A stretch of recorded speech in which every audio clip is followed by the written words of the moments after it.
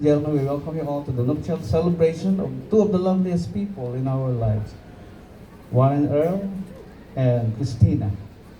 Today, the 31st day of January, the year of our Lord 2025. We now present to you the members of the entourage. Face-to-face care.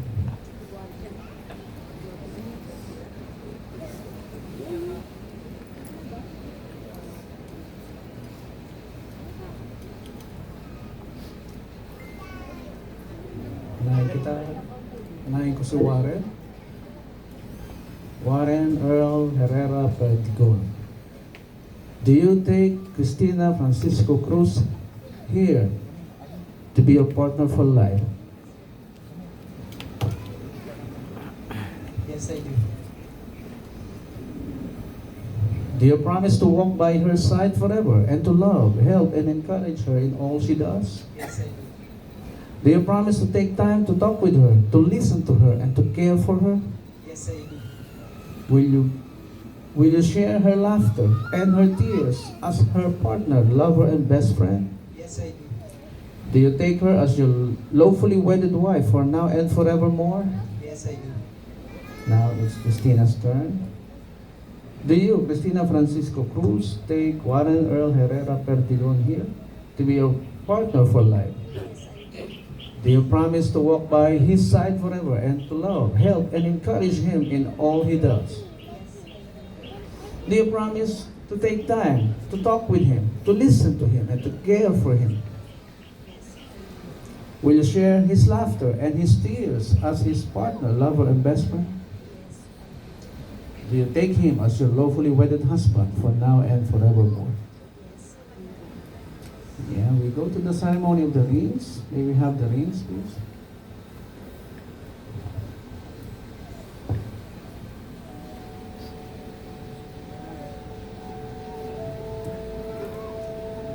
And now seal your promises with these rings, the symbol of your life shared together.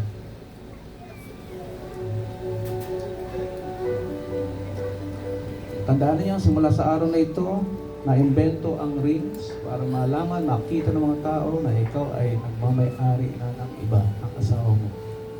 Okay? Meron na nagmamay-ari sa iyo, kaya hindi na ito pwedeng hubarin. Physical evidence ito na meron ka ng asawa na nagmamay-ari sa iyo. Okay po?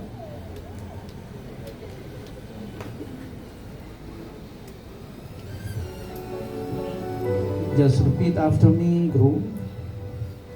Say her full name.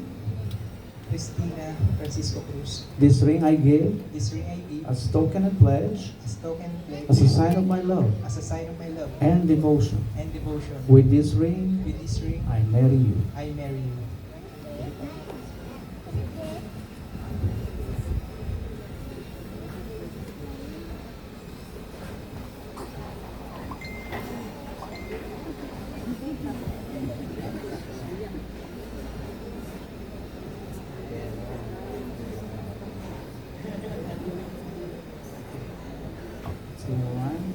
Christina, just repeat after me. Say his full name. Warren Earl Herrera Perdigon. This ring I give This ring I give as token and pledge, as token and pledge, and as a sign of my love and devotion. and as a sign of my love and devotion. With this ring, With this ring, I marry you. I marry you.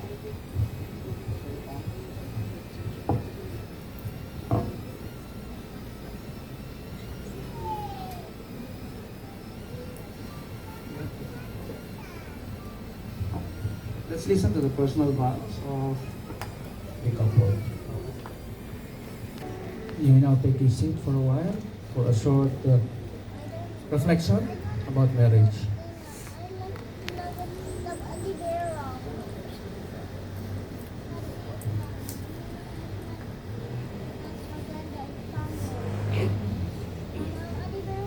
I'm Dr. Angelo E. Bassett. I hold a doctorate degree in theology. Madalas niyo ako mapapanood sa Good Morning Kapatid sa TV5 at sa Julius and Tintin show para sa Pamilya Pilipino. And also sa 1PH. And sa GMA, Stanford Group. Let's talk about marriage. Pero may survey muna ako. Ilan sa inyo naniniwala sa perfect marriage? Taas ang kamay.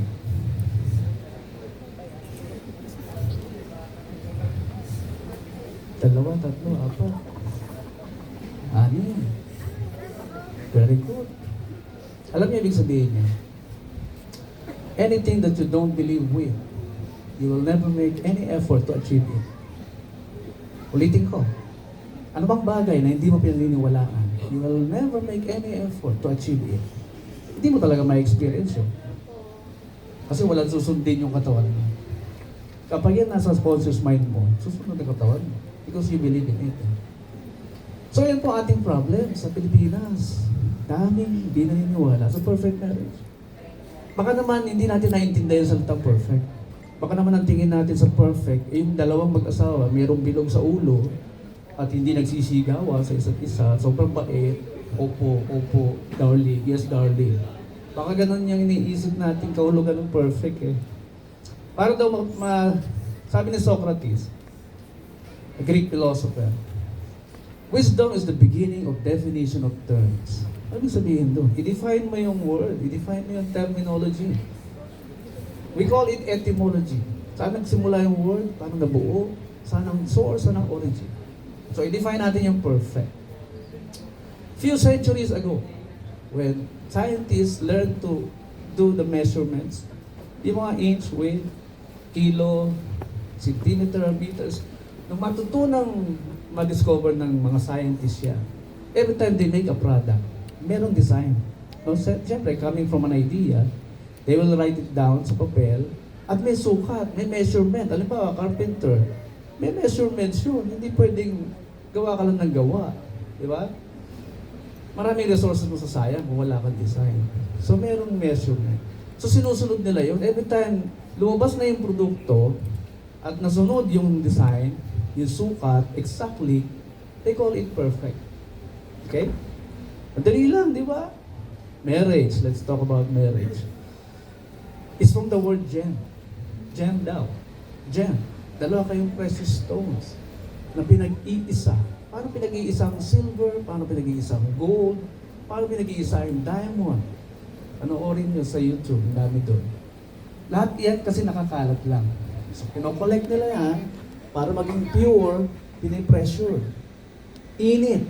Lahat ng tubig, dumi, anything na hindi particles ng gold or silver or diamond, inaalis na yan. Hanggang sa maging pure. Wala nang balik to. Ano ba sabihin mo? Dapat habang nagtatagal kayo mag-asawa. Kasi yun naman ang sabi ni Jesus Christ, di ba? At sila ay magiging isang katawan. Iiwan ni lalaki ang kanyang tatay at nanay at makikisama sa kanyang wife at sila ay magiging isang katawan. Eh yun, kailangan maintindihan natin paano ba nagiging isang katawan ng mag-asawa. Dapat habang nagtatagal kayo, nawawala na yung mga pangit na ugali. Habang nagtatagal kayo, nawawala na pagkamalditan nyo. Yung sagot ng sagot sa husband. Ha? Yung laban ng laban sa husband. Natatanggal na dapat yun. Kasi ano sabi ni Apostle Paul? Bible lang makakapagsabi ng katotohanan tungkol sa marriage. Because sino ba gumawa ng marriage? E di yung God, hindi naman yung Senado, hindi naman yung Congress. Ha? Huwag niyo papaniwalaan yung Congress o Senado kung ano sinasabi nila tungkol sa marriage. Ha? Listen to God. So, maging isang katawan. Alisin yung mga pangit na ugali. At ito pa isa. Article 1. Marriage, family code. Marriage is a special contract. Sabi ito, sa mga nag-aaral ng law, baka naalala nyo, Article 1, special contract ang marriage. Yung pipirmahan nyo mamaya, special na kontrata. Pag narinig nyo special, mayroong ordinary. Ano yung ordinary? Yung kagaya ng employer-employee relationship, contract, employment contract. Ordinary contract yan. Which means, kayo ang nasusunod sa terms and conditions. Ipapasok mo dyan, ito ang sahod ko. O sige, ito ang gagawin mo. Employment contract. Ang tawag dyan, civil or ordinary contract. Ganon din sa kontrata mo sa bahay, nagpagawa ka, engineer. Ito ang gagawin mo, okay, bayaran mo ko. Yun daw ang magsisilbing law between the two of you. Hanggat walang binabiolate na batas, yung contract nyo. Malinaw po. Or public customs or public policy. Hanggat walang binabiolate yan, yun ang batas sa pagitan ninyong dalawa. And that is ordinary contract. Ang marriage, special contract. Sabi pa doon, not subject to stipulations. Hindi na rin pwedeng ipasok yung sarili natin kagustuhan sa marriage. Ano ba yung sarili natin kagustuhan? Na binibitbit natin sa marriage, mga bisyo. Bakit? Para saan ba yung bisyo? Pagpapasaya sa sarili. Hindi na pwedeng i-accept yan sa marriage. Hindi na pwedeng bitbitin sa marriage. Bawal na. Ano yung mga bisyo na yan?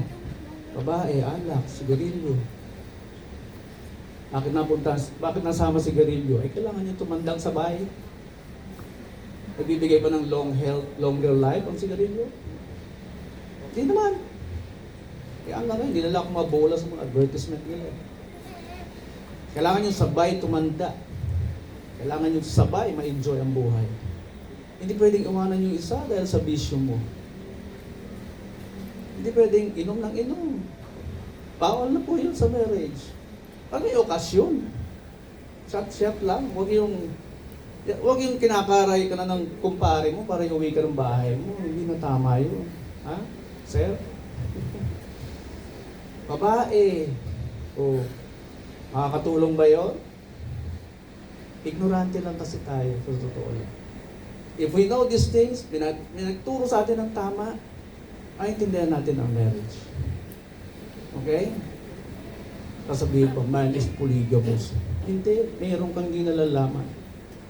At ikaw naman, misis, nature ng lalaki ang mag-release. Every 2 to 3 days, kailangan niya maintindihan niya. Kaya bawal kayo tumanggi. Only kapag may period. Anong trabaho nyo? Alamin yung period ng wife nyo, hindi ka nag-expect. Ha? Pag masakit ang katawan, pagod, tinatanggihan ka, hinaganon yung braso mo, anong gagawin mo, mister? Tatahimik ka na lang ba?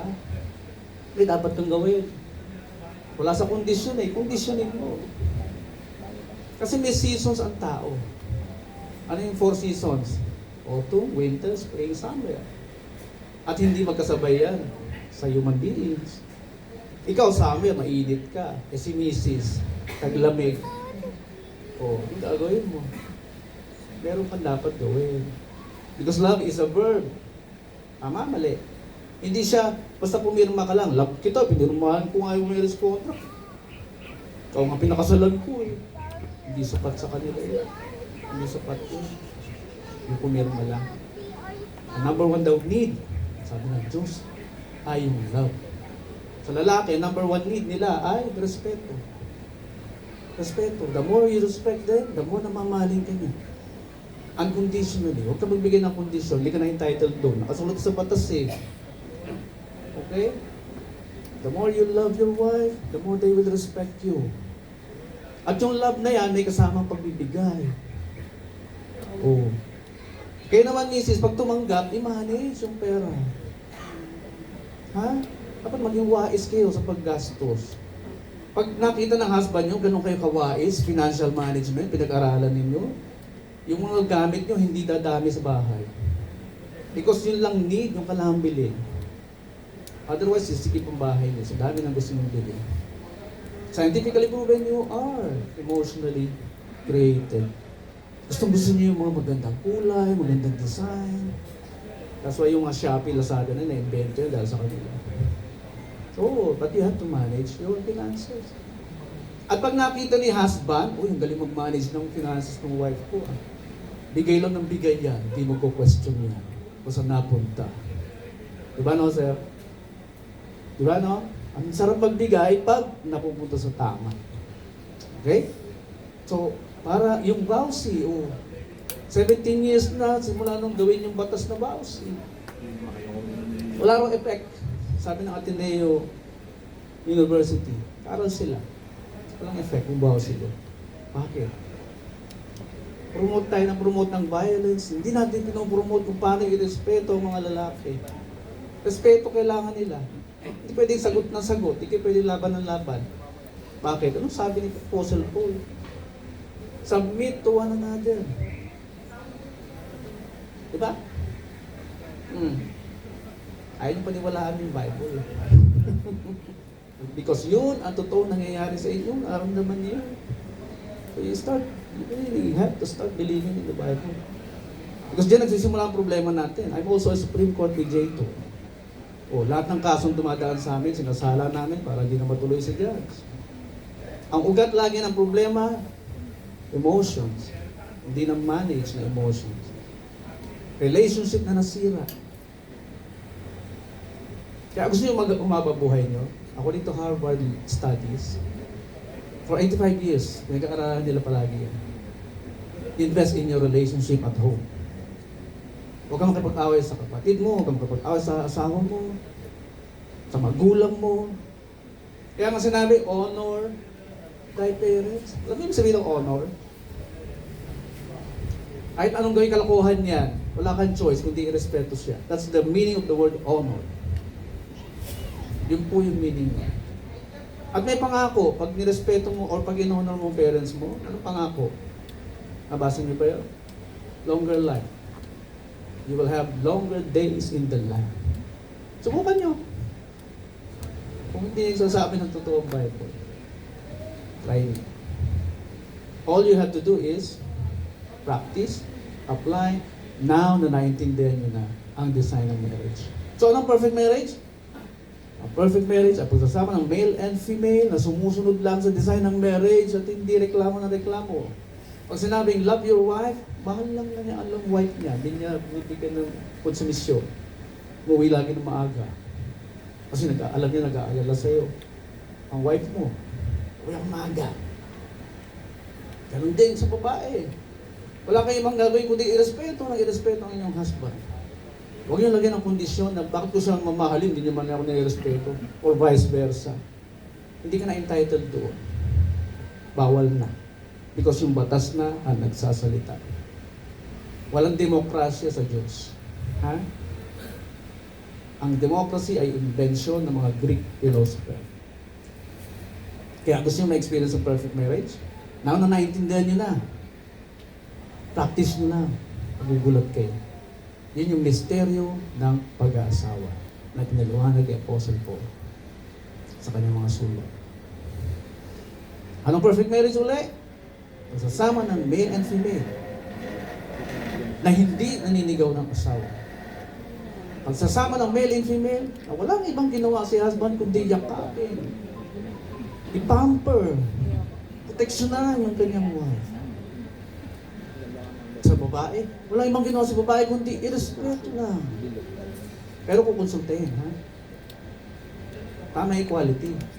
Yung equality nangyari sa Genesis chapter 1. Matthew chapter 2 ng Genesis, hindi na applicable ang equality. Bakit? Sabi ng Diyos sa babae, He will rule over you. 3:17, Genesis. Okay? So huwag mo dalhin yung mentality of superiority sa marriage. Because you are required to consult your hub body. Katawan mo rin yan eh. Diba? Kaya ang pagiging ruler ay nilalagyan ng love. Para hindi ka maging diktador. Para hindi siya lagi makaramdam na parang wala siya sa marriage. Di mo man ako kinonsulta eh. Diktador ka na noon. Ha, husbands? Hindi po kasi sinabi ng Diyos na He will rule over you, hindi mo na siya kukonsultahin. They are very smart, mga babae. Lalo na pag nag-aral yan, ay naku. Alam mo meaning nung helper? Hindi labandera, hindi hachay. Ang meaning ng helper is ezer. That's also the name of God when people are coming to Him for emergency reasons. Takbuhan ng Diyos sa oras ng pangailangan. Yun ang binigay niyang titulo sa babae. Which means, takbuhan mo yan sa oras ng pangailangan mo. Mga bagay na hindi mo malaman kung ano ang sagot. Nandiyan sa kanya. Okay? Now you learn this wisdom from God, i-apply nyo po. At mararanasan nyo ang perfect marriage. So ngayon, tatanong uli ako, sino na naniniwala sa perfect marriage? Taas ang kamay. At least dumami. O kasi pag di ka pa rin nagtaas, hindi mo pa rin nag-gets. Usap tayo dun mamaya. Okay? So, congratulations to the both of you. May you live peacefully. Stress-free life, possible yan. Paano? Didesisyonan nyo. Huwag mo ako stressin. Huwag mo rin ako stressin. Mahalin mo lang ako lagi. O, respeto mo rin ako lagi. Ganun lang yun. Huwag lagyan ng kondisyon. Okay po, clear na? Maliwanag na po? Ha?